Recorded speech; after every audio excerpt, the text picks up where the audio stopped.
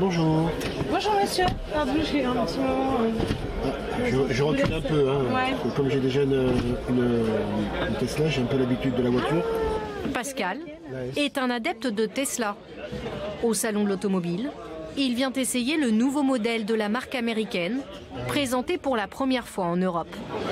Très aérodynamique et qui rappelle des voitures de sport. Cette nouvelle voiture électrique est 2 fois moins chère que la précédente.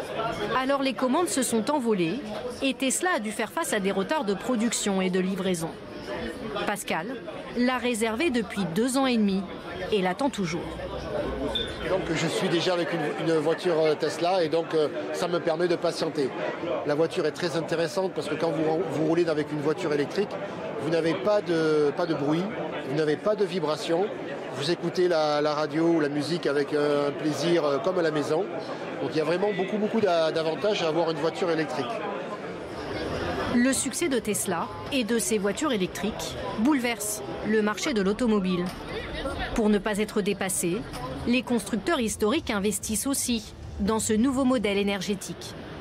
Mais ici, sur ce stand BMW, la voiture électrique reste bien cachée derrière les standards essence de la marque allemande. Ici, la nouvelle version que nous présentons sur le mondial de l'automobile a une autonomie de 360 km. Depuis le début de l'année, sur les 9 premiers mois de l'année, nous avons vendu déjà plus de 100 000 voitures électrifiées dans le monde. Et à ce jour, au cumul, on en a déjà plus de 300 000 sur la route. 300 000 véhicules électrifiés et non électriques, car ce sont principalement des voitures hybrides. Les modèles tout électriques ne représentent qu'1% des immatriculations en France en 2017.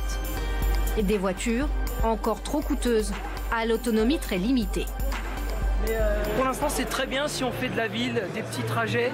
Honnêtement, c'est pratique, parce qu'on a des bornes dans les villes, on a de plus en plus de bornes pour les recharger, ça se recharge assez vite. Mais je me vois mal faire un grand trajet avec, pour l'instant, c'est pas optimisé, mais ça viendra hein, progressivement. Le manque d'autonomie est le principal frein à l'achat. Alors les constructeurs se livrent une véritable course à l'innovation pour permettre de rouler toujours plus longtemps. Vous avez encore plus de 9 clients sur 10 en France aujourd'hui qui roulent en diesel ou en essence.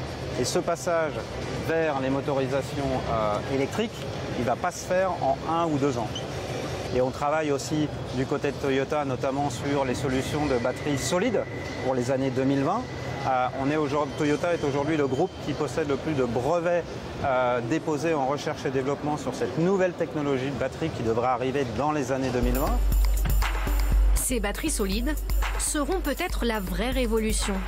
Elles se rechargeraient en à peine quelques minutes et permettraient de rouler sans s'arrêter jusqu'à 600 km.